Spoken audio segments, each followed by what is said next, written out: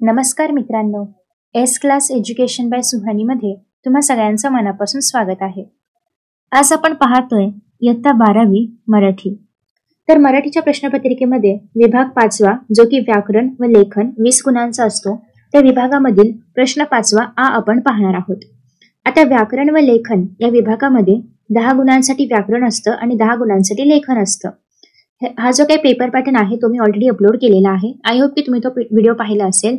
नसेल तर त्याची लिंक तुम्हाला खाली डिस्क्रिप्शन बॉक्समध्ये किंवा कमेंट बॉक्समध्ये पिन केलेली पाहायला मिळेल. सो आता सगळ्यात पहिल्यांदा प्रश्न 5वा जो आहे त्याच्यामध्ये तुम्हाला निबंध लिहायचा असतो 10 मार्कांसाठी. मग आता किती निबंध लिहायचे, तर तुम्हाला फक्त एकच निबंध लिहायचा असतो. त्यासाठी तुमच्याकडे हे 5 ऑप्शन आहेत. या 5 पैकी तुम्हाला कोणत्याही एका विषयावरती निबंध लिहायचा आहे, तोही 10 गुणांसाठी. मग आता 10 गुणांसाठी निबंध लिहायचे म्हणजे फक्त एक 5-6 ओळी लिहून चालतील का किंवा 10 ओळी लिहून चालतील का, तर अर्थात नाही. जेव्हा तुम्ही मराठीमध्ये निबंध लिहिताय तो पण 10 गुणांसाठी, तेव्हा अपेक्षित आहे की तुम्ही 2 पानं निबंध लिहिला पाहिजे. मग आता या व्हिडिओमध्ये आपण काय पाहणार आहोत की मी तुम्हाला एक नमुना निबंध दाखवणार आहे प्रत्येक विषयावरचा, आणि हे जे काही प्रश्न आहेत हे 2023च्या प्रश्नपत्रिकेमध्ये आलेले आहेत. ठीक आहे. सो त्याच्या आधारे तुम्हाला कळेल की किती मोठा निबंध लिहावा लागतो किंवा कशी मांडणी केली पाहिजे, हे सगळं तुम्हाला कळेल. आता याच्यामध्ये तुम्ही जर पाहिलं तर पहिला जो निबंध आहे तो आहे मी अनुभवलेला पाऊस. या सगळ्या निबंधापैकी जर तुम्ही पाहिलं तर हा निबंध थोडासा इझी वाटेल तुम्हाला, कारण तुम्ही अनुभवलेला आहे. तुम्हाला माहिती आहे पाऊस काय असतो, कसा असतो, कुठल्या महिन्यामध्ये येतो, कसा येतो, पावसामुळे काही चांगल्या गोष्टी होतात किंवा जास्त पाऊस झाल्यामुळे काय होऊ शकतं, हे सगळं तुम्हाला माहिती आहे. मग त्यातल्या तुमच्या ज्या काही पावसाबद्दलच्या आठवणी असतील त्या सगळ्या तुम्ही ती लिहू शकता. सो म्हणजे हा विषय कसा आहे की सगळ्यांना माहिती असणार आहे, तुमच्यावरती आहे, स्वतःवरती आहे. दुसरा विषय आहे माझा आवडता खेळाडू. आता एक तर तुम्ही जेव्हा खेळाडूबद्दल लिहिणार आहात, आता इथे खेळाडू दिले म्हणून, पण इतर कुठल्याही व्यक्तीबद्दल निबंध जर असेल तर तुम्हाला त्या व्यक्तीबद्दल संपूर्ण माहिती असेल तरच तो निबंध लिहायला घ्या. कधी कधी काय होतं की माझा आवडता खेळाडू आहे, माझा आवडता नेता असेल, माझा आवडता शास्त्रज्ञ वगैरे असे काही पण निबंध येऊ शकतात. पण ते निबंध लिहित असताना तर सपोज की माझा आवडता खेळाडू तुम्ही जर सचिन तेंडुलकर घेतलं तर तुम्हाला सचिन तेंडुलकरची बर्थडेट माहिती पाहिजे, त्यांनी कोणते कोणते मॅचेस खेळलेले आहेत ते माहिती पाहिजे, कोणत्या मॅचेसमध्ये त्यांचा परफॉर्मन्स किती चांगला होता किंवा लोक त्यांना क्रिकेटचा देव म्हणतात, मग तसं का म्हणतात हे तुम्हाला माहिती पाहिजे. कधी त्यांनी सुरू केलं खेळायला, वयाच्या किती वर्षी सुरू केलं खेळायला हे माहिती पाहिजे. तर बेसिकली तुम्हाला त्यांची एक साधारणतः त्यांच्या जीवनाबद्दल काहीतरी माहिती पाहिजे, तेव्हा तुम्ही माझा आवडता खेळाडू किंवा एखाद्या व्यक्तीवरती निबंध लिहू शकता. सो त्याच्यामुळे हा विषय निवडणं थोडंसं तुम्हाला म्हणजे असं होईल की माहिती असेल तरच तुम्ही निवडा, नाहीतर तुम्हाला अर्धा निबंध लिहिला परत काही आठवत नाही असं व्हायला नको, कारण तुम्हाला एकच विषयावरती निबंध लिहायचा आहे. ठीक आहे. सो हा जो काही विषय असेल की तुम्हाला व्यक्तीवरती निबंध लिहायला येतो, कुठलाही व्यक्ती असेल, तिथे खेळाडू दिला, इतर कुठलाही व्यक्ती असेल तर तो निबंध तुम्हाला जर प्रॉपरली येत असेल, प्रॉपरली त्या व्यक्तीची माहिती असेल तरच प्लीज ते निवडा. ठीक आहे. दुसरा आहे ज्याला आपण म्हणतो आत्मकथनवरती निबंध. आता इथे तुम्हाला कोणतीही एखादी निर्जीव वस्तू दिली जाईल आणि त्याच्यावरती आत्मकथन लिहायला दिलं जाईल, किंवा मनोगत पर असेल. मनोगत म्हणजे काय, जिवंत माणसाचं जेव्हा आपण लिहितो, सपोज की एखाद्या शेतकऱ्याचं मनोगत असेल, सैनिकाचं असेल, त्याला आपण म्हणतो मनोगत. पण जर एखादी निर्जीव वस्तू असेल त्याच्याबद्दल जर आपण लिहित असू, ते असणार आहे आत्मकथन. ठीक आहे. सो आता मी फळा बोलतोय, जेव्हा तुम्ही याच्यावरती निबंध लिहिणार आहात तेव्हा ऍज्युम करायचं की फळा ते बोलतोय. ठीक आहे. त्याच्यामुळे तुम्हाला प्रत्येक वेळी मी असं फळाला म्हणायचंय. ठीक आहे. आता फळा बोलतोय म्हटल्यानंतर तो काय म्हणणार की मी फळा आहे, किंवा तो स्वतःबद्दल सगळं काय सांगणार, तर ते सगळं तुम्हाला ते लिहायचं आहे. ठीक आहे. त्याच्यानंतर नेक्स्ट आहे पेट्रोल संपले तर. आता हा वैचारिक निबंध आहे की पेट्रोल संपले तर काय होईल बरं. ठीक आहे. तुम्ही याच्यावरती विचार करणार आहात आणि त्याच्यानुसार लिहिणार आहात.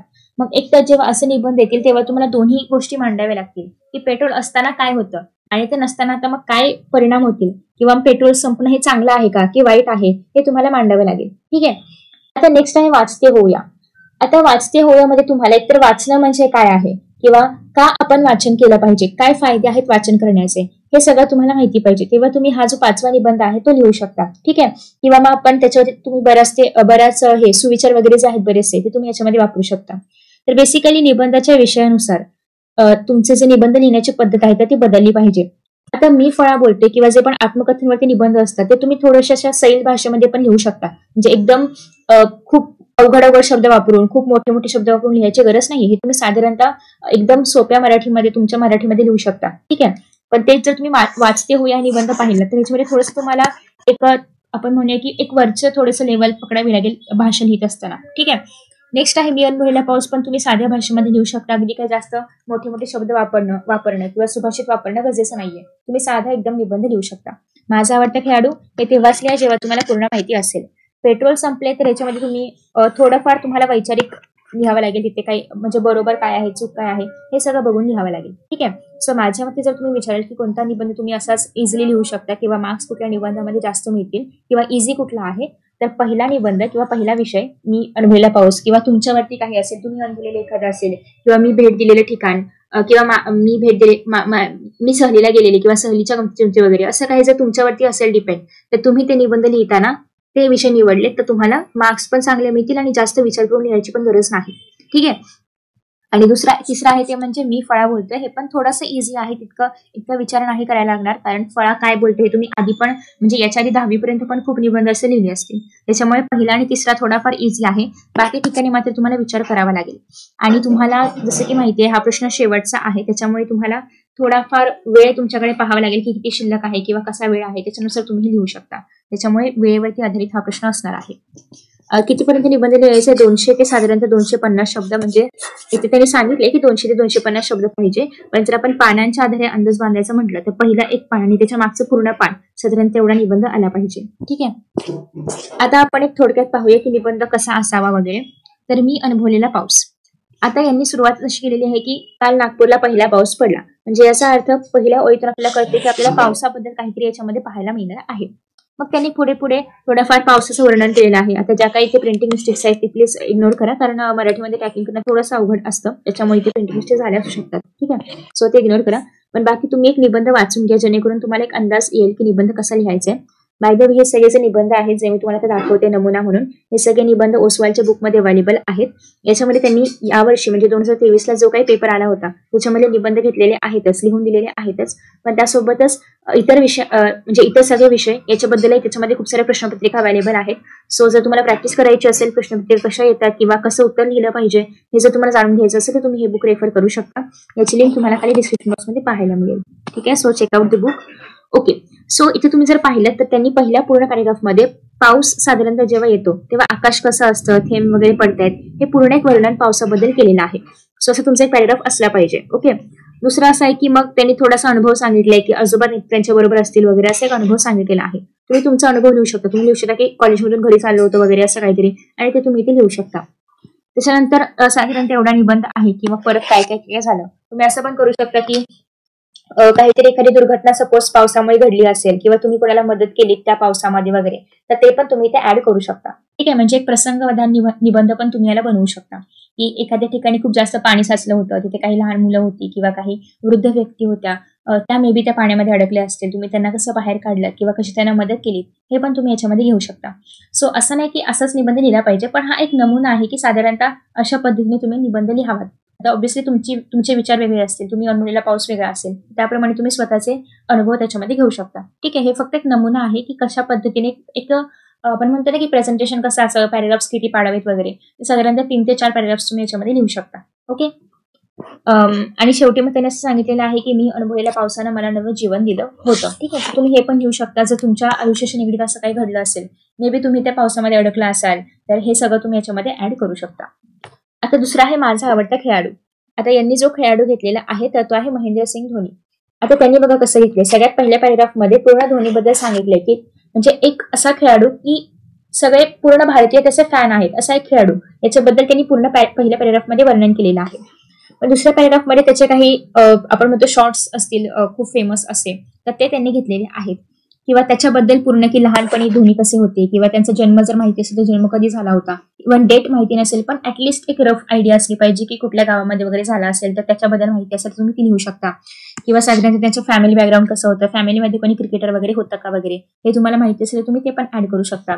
किंवा वयाच्या कितव्या वर्षी त्यांनी क्रिकेट खेळायला सुरुवात केली किंवा कितव्या वर्षी त्यांना असं काहीतरी एक म्हणजे जसं की त्यांनी एक विक्रम केला सपोज, असं काही घडलं असेल त्यांच्या आयुष्यामधलं, ते तुम्हाला माहिती असेल तुम्ही ते लिहू शकता. ठीक आहे.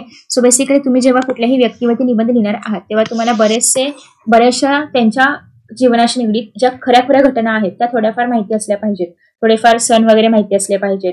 आता सपोज कपिल देव घेतलं तर त्यांनी वर्ल्ड कपमध्ये त्यांचं जे काही योगदान होतं ते तुम्हाला माहिती असलं पाहिजे. तो वर्ल्ड कप कधी झाला होता, कोणाविरुद्ध झाला होता, हे जर काही माहिती असेल तर तेवढाच तुमचा निबंध अजून प्रभावी होईल.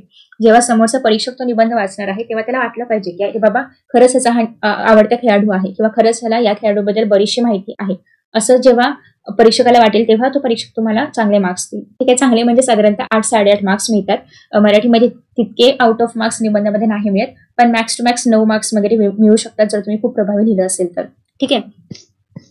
आफ्टर दॅट नेक्स्ट आहे अगेन तेच त्यांनी अजून दोन्हींनी ऑब्व्हियसली म्हणजे त्यांचा खेळ सुरू असताना काही नोकरी वगैरे पण साईड बाय साईड केली होती का, त्यांचा पूर्ण एक संघर्ष कसा होता हे पण याच्यामध्ये मांडलेलं आहे. तसं पाहायला गेलं तर हा निबंध थोडासा मोठा आहे, पण तुमच्या हस्ताक्षरानुसार तुम्ही पहिलं आणि मागचं पान भरेल इतपत लिहिला तरी पण चालेल. याच्यापेक्षा कमी लिहू नका, मॅक्सिमम तुम्ही किती पण लिहू शकता. ठीक आहे, वेळ बघून लिहा तुमच्याकडे वेळ किती आहे वगैरे. नेक्स्ट आहे मी फळा बोलतोय. आता मग तुम्ही फळा बोलताय तर तुम्हाला हे पण पार्श्वभूमी दिली पाहिजे की तुम्ही शाळेमध्ये आहात. ऑब्व्हियसली हे सांगितलं पाहिजे ना, ही कॉमन सेन्स आहे, पण हे सांगितलं पाहिजे की तुम्ही शाळेमध्ये बसलाय आणि अचानक समोरून आवाज आला आणि मग कोणाचा आवाज होता पाहिलं तर कळलं की तो फळा आहे किंवा फळाचा आवाज आहे आणि मग फळाने सुरू केलं की मी फळा बोलतोय पासून. ठीक आहे, सो बेसिकली थोडीशी पार्श्वभूमी द्यायची आहे की तुम्ही शाळेमध्ये आहात, कुठे आहात. आता हे फळाचं झालं, सपोज झाड बोलत असेल तर तुम्ही गार्डनमध्ये आहात किंवा तुम्ही मैदानामध्ये आहात किंवा अशा कुठल्या तरी ठिकाणी ज्या ठिकाणी झाड आहे असं तुम्ही बसलेला आहात आणि मग ते झाड बोलते असं होऊ शकतं. आता या ठिकाणी मी फळा बोलतोय, मग फळा काय सांगेल आपल्याबद्दल की त्याने सगळ्या मुलांना बघितलेलं आहे, विद्यार्थ्यांना बघितलेलं आहे, त्याला असं खूप भारी वाटते की ते त्या मुलांच्या आयुष्यामध्ये काहीतरी योगदान तो देतोय वगैरे, असं जे काही असेल तुम्ही ते लिहू शकता. ठीक आहे, सो बेसिकली साधारणतः जी कुठली वस्तू असतात त्या ठिकाणी फळ आहे तर फळाचा जन्म म्हणजे ऍक्च्युअल जन्म नाही, पण सुरुवात कधीपासून झाली होती. जर सायकल बोलत असेल तर सायकलची सुरुवात कशी झाली असावी हे तुम्ही तुमच्या इमॅजिनेशनने पण लिहू शकता. अर्थात आपल्याला इतकं पक्का माहिती नाही की सायकलचा शोध कुठल्या शास्त्रज्ञाने लावला वगैरे, पण तुम्ही एक छोटंसं इमॅजिनेशन वापरून स्वतःचं काहीतरी त्याच्यामध्ये ऍड करून लिहू शकता, कारण हे पूर्णतः स्वतंत्र आहे तुम्हाला या निबंधामध्ये काही पण लिहिण्यासाठी. कारण मी फळा बोलते ना, फळा काय पण बोलेल, पण ऑब्व्हियसली टॉपिकला धरून असलं पाहिजे, पण फळा काही पण बोलेल, त्याच्यामध्ये कोणी हस्तक्षेप नाही घेऊ शकत की फळा असा कसा बोलला. ठीक आहे, त्याच्यामुळे हा जो निबंध आहे हा तुम्ही स्वतःच्या मनाने पाहिजे तेवढा कसाही वाकवू शकता, कसाही लिहू शकता. तसंच तुम्ही माझा आवडत्या खेळाडूला करू शकत नाही. मी अनुभवलेला पाऊस पण तुम्ही कसाही तुमच्या मनानुसार लिहू शकता, कारण तो तुमचा अनुभव आहे, तुमचं स्वमत आहे. ठीक आहे, नेक्स्ट आहे पेट्रोल संपले तर. या ठिकाणी पण तुम्ही म्हणजे तितकंसं स्वतःच्या मनाने नाही लिहू शकत, कारण तुम्हाला ऑब्व्हियसली पेट्रोलची गरज काय आहे तर तुम्हाला खरीखुरी मांडावी लागणार आहे. त्याच्यामुळे हा निबंध पण तितकासं तुम्ही मनाने स्वतः कसं पण मोडून धोडून कसं काही करू शकत नाही. सो त्याच्यामुळे हा निबंध तुम्हाला एकदम परफेक्टली लिहावा लागेल. जसं की तुम्हाला सगळ्यांना माहिती आहे पेट्रोल आपण का वापरतो, पेट्रोल आहे त्याच्यामुळे आपण किती म्हणजे त्याचा आपल्याला किती फायदा होतोय, तर हे सगळं तुम्ही आधी लिहिणार. मग अचानक एक दिवस जर पेट्रोलच संपलं तर मग आपल्याला काय अडचणींचा सामना करावा लागेल, काय समस्या आपल्यासमोर उभ्या राहतील, हे सगळं तुम्ही लिहू शकता. हे येणार आहे पेट्रोल संपलं तर यासाठी. ठीक आहे, सो तुम्ही हवा त्या निबंध वाचून घ्या. एक मिनिट, मी तुम्हाला ना आफ्टर दिस व्हिडिओ ही PDF ची आहे तर ती टेलिग्रामवरती सेंड करेन, तर तुम्ही तिथून हा व्हिडिओ ही PDF वाचू शकता, जेणेकरून तुम्हाला निबंध वाचता येतील. आता मी थोडीशी स्क्रीन फास्ट पळवते, सो तुम्हाला मी बी वाचता नाही येत फास्ट, त्याच्यामुळे मी PDF सेंड करेन. ठीक आहे, ओके चलो. सो आफ्टर दॅट नेक्स्ट आहे की त्याचं एंडिंग कसं करायचं. तर एंड तुम्ही जेव्हा असे निबंध असतील, हे संपलं तर, ते झालं तर, असं झालं तर, सूर्यास्ताला वगैरे गेला तर वगैरे, असं जेव्हा निबंध असतील तेव्हा तुम्हाला आपण असं म्हणतो ना की एखादी गोष्ट नसल्यावरही तिचं महत्व आपल्याला कळतं. तसंच जर पेट्रोल संपलं तर तेव्हा आपल्याला पेट्रोलचं महत्व कळेल. आता आपण ठीक आहे की गाड्या वापरतोय आपण, आपल्याला तितकंसं हे नाही वाटत की पेट्रोल संपलं तर काय होईल, पण जेव्हा ऍक्च्युली पेट्रोल संपेल तेव्हा आपल्याला पेट्रोलचं खूप महत्व जाणवेल. तर त्याच पद्धतीने मग तुम्ही शेवटी असं लिहू शकता की जर पेट्रोल संपलं तर या सगळ्या गोष्टी होत आहेत, त्याच्यामुळे आतापासूनच जर आपण पेट्रोल खूप व्यवस्थित वापरलं, त्याची म्हणजे नासधूस होणार नाही वगैरे असं जर आपण बघितलं, काटकसरीने वापरलं, तर नक्कीच पेट्रोल संपलं तर हा प्रश्नच उद्भवायला नको. ओके, मग ते तुम्ही खाली एक मेसेजच्या स्वरूपामध्ये लिहू शकता. ओके, नेक्स्ट आहे वाचते होऊया. आता अर्थात तुम्हाला सगळ्यांना माहिती आहे वाचाल तर वाचाल असा सल्ला देतात, मग तो का देतात, वाचणं का गरजेचं आहे, वाचण्याचे काय बेनिफिट्स आहेत, जर आपण वाचन नाही केलं तर काय होऊ शकतं, वाचनामुळे आपल्याला माहिती मिळते. मग तुम्ही एखाद्या पुस्तकाचा संदर्भ देऊ शकता की तुम्ही एखादं पुस्तक वाचलं असेल आणि तुमच्या आयुष्यामध्ये त्या पुस्तकाने काही प्रभाव म्हणजे त्याचा पुस्तकाचा काही तुमच्या आयुष्यामध्ये प्रभाव पडला का, किंवा एखादं असं पुस्तक की ज्याने तुम्हाला जगायचं कसं शिकवलं वगैरे, किंवा एखादं असं पुस्तक की ज्याच्यामुळे तुम्हाला मराठी भाषा शैली अजून चांगल्या पद्धतीने उमगली, असं काही असेल तर ते तुम्ही पुस्तकाचं नाव मेन्शन करू शकता, त्याचे लेखक मेन्शन करू शकता. पण ते थोडंसं असलं पाहिजे, कारण इथे तुमचा अनुभव तितकासा अपेक्षित नाहीये, पण थोडा तुम्ही एखादा पॅरेग्राफ तो ऍड करू शकता. ठीक आहे, अपेक्षित काय आहे की तुम्ही वाचनावरती किती लिहू शकता, म्हणजे थोडक्यात वाचनाचं महत्व तुम्ही किती सांगू शकता हे इथे अपेक्षित आहे. अगेन असे निबंध लिहिताना तुम्ही अगेन कसे पण मुरड नाही घालू शकत शब्दांना, तुम्हाला प्रॉपर शब्द इथे वापरावे लागतील. एकदम तुमचा निबंध एक वैचारिक निबंध वाटला पाहिजे याच्यामधून, असं तुम्ही लिहिलं पाहिजे. ठीक आहे. अगेन आता इथे तुम्हाला कसं आहे की वाचते होऊया, काहीतरी असा वैचारिक निबंध येऊ शकतो की मी भारताचा नागरिक वगैरे, किंवा नागरिक म्हणून माझी जबाबदारी, असे पण काही निबंध इथे येऊ शकतात जे की प्युअरली वैचारिक असतील, ज्याच्यामध्ये तुमचं मत तितकंसं अपेक्षित नाहीये, पण तुम्ही त्याचं महत्व समजावून दिलं पाहिजे. ओके, तुमचं मत तुम्ही मांडू शकता, पण स्वतःचे अनुभव तितकं अपेक्षित नाहीयेत. तुम्ही थोडंफार लिहिलं तर चालेल अर्थात, पण तितकंसं अपेक्षित ते नाहीये. मग काय अपेक्षित आहे तर तुम्ही as a proper citizen, as a नागरिक म्हणून कसं बघताय त्या विषयाकडे हे अपेक्षित आहे. ठीक आहे. जसं की तुम्ही आता 18 वर्षाचे आहात, तर ऍज अ 18 वर्षाचे एक युवक म्हणून तुम्ही कसं बघताय त्या विषयाकडे हे अपेक्षित आहे. तर अशा पद्धतीने हे काही निबंधांचे एक नमुने आहेत जे की तुम्ही टेलिग्रामवरून वाचू शकता आणि तुम्हाला आयडिया येईल की निबंध कसा लिहिला पाहिजे. सो ओसवालचं बुक नक्की चेकआउट करा. त्याचे लिंक्स तुम्हाला खाली डिस्क्रिप्शन बॉक्समध्ये पाहायला मिळतील. आय होप की तुम्हाला थोडीशी आयडिया आली असेल की निबंध कसे लिहावेत, काय अपेक्षित आहे आणि कोणते निबंध तुम्ही निवडणार आहात. सो धन्यवाद हा व्हिडिओ पाहिल्याबद्दल. पुन्हा भेटूया नवीन व्हिडिओमध्ये.